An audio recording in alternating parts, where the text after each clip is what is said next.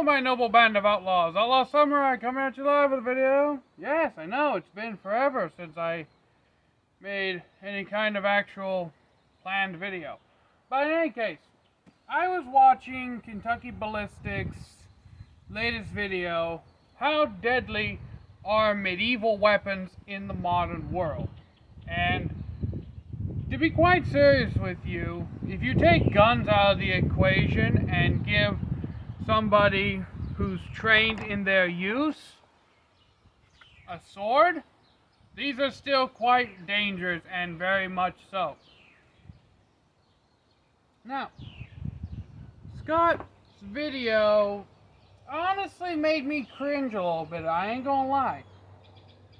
Scott is much better suited to what he normally does, and that's gun-related content. As far as I know, he does not have a lot of experience using swords, and that's nothing against him. He is a gun guy. I am a sword guy. But there was a couple of things I wanted to bring up in his video, mainly one of the cuts that he does. And Bob will help me demonstrate. Now, when he does a cut on the zombie torso with the sword, what he does is he comes in straight and hits directly like so onto the soft Kevlar body armor that he's using for the demonstration. Now, don't get me wrong, a powerful strike like this will do some intense damage, but this is from a swordsman's point of view. If you're standing directly next to your target and you just bap,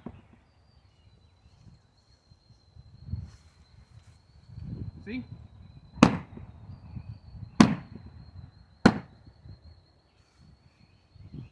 Now, to Scott's credit, he did kind of pull the sword a little bit in his cuts. I'm hitting much more straight on. But as we can see, there's not a lot of damage from those strikes on Bob. And that's because I'm pretty much standing parallel to my target. What this does is it prevents you from being able to add the arc to the swing that really generates a powerful cut. Man, having a table out here when I do shit like this is a real game changer.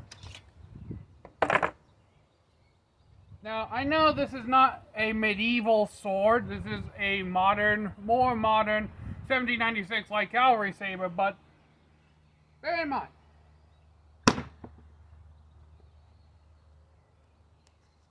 it cut Bob right here. And the reason it cut Bob is because even though I hit straight on, because there is a curvature to the blade, the edge contacted on a smaller point, as we can see. Hitting it like this, the force is distributed far more along the edge plane than when I hit it with the saber, thus allowing it to cut if ever so slightly. Because you're concentrating, because of the curvature of the blade, it concentrates the force more on the initial strike and then the cut. Now, what Scott should have done, if he really wanted to test the body armor's ability to stop a sword strike, is actually stand in front of his target. Like so. And slash with the upper portion of the blade.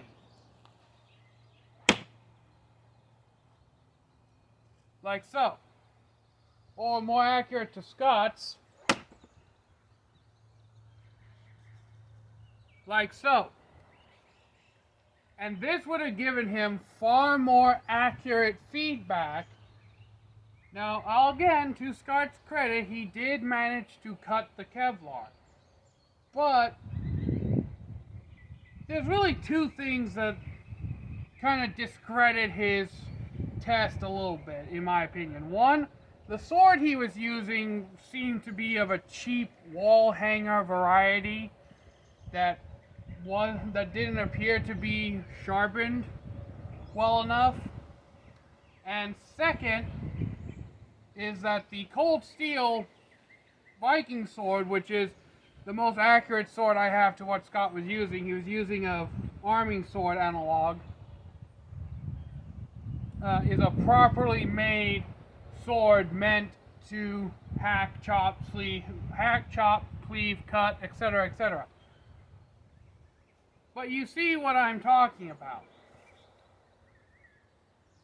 Because of the fact that he was over here, it was more like hitting the target with a hammer, whereas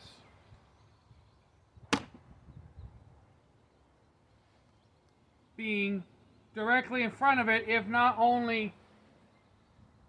directly in front of it, but slightly to a 45-degree angle, is the best angle to get an evisceration like slash. It's the same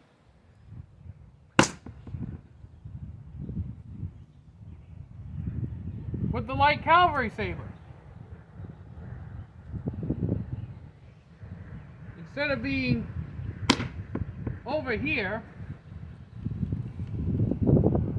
which barely did anything, if Scott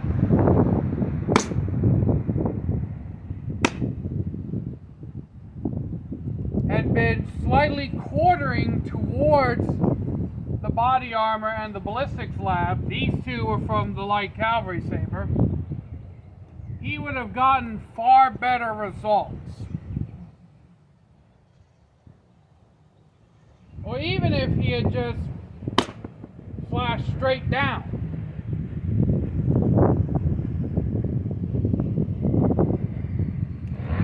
Now those were the cutting tests. He also did thrust tests, which, let's be honest,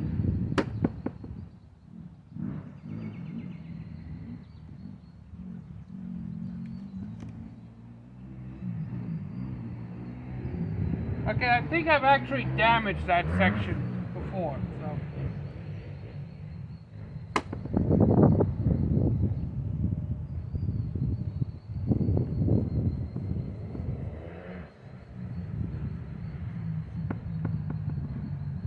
Damn. My shock of how well the Viking sword stabs into old Bob here aside, if you watch Scott's technique, and I know what you're going to say, Outlaw, how can there be technique to thrusting? Well, you still have to get the tip of the weapon in line with your target. And the best way to thrust with a sword is in handshake grip for one. And you step into your target and thrust. Even with me just pushing that into Bob. Now, not to say that Scott didn't do a good job, it's just that if he was a little more experienced with swords and blades, I feel like his test would have been much more accurate. Scalagram's also done a response video to this as well. You can check out his video. But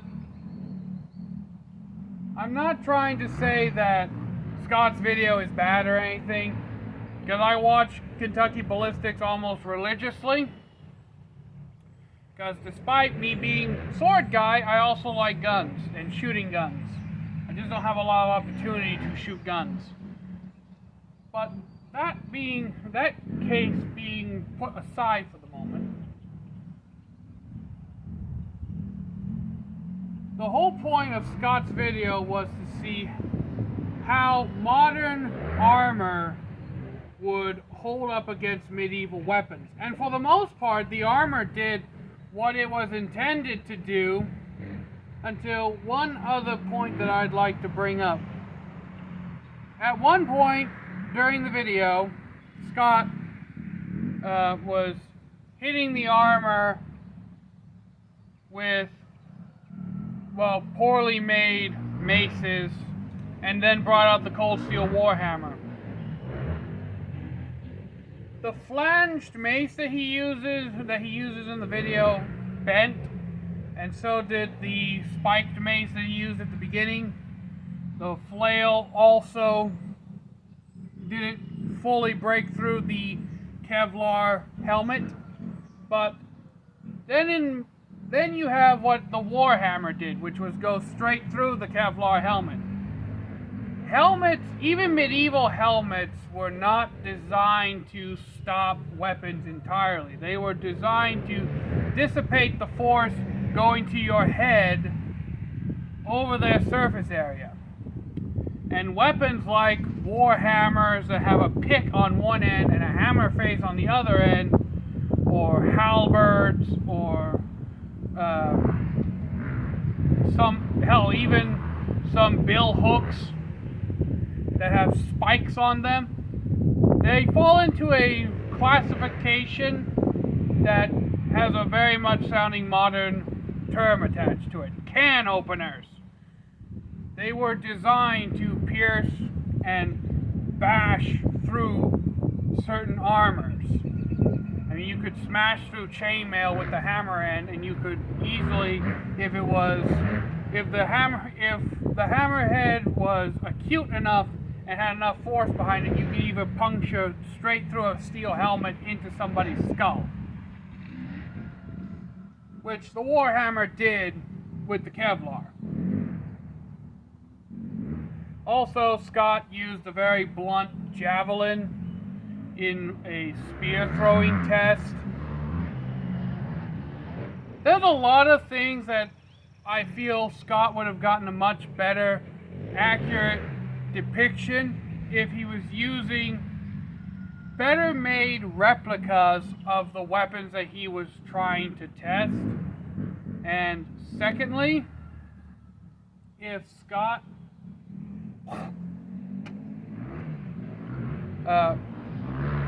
did a little more studying on how to use the weapons that he was demonstrating.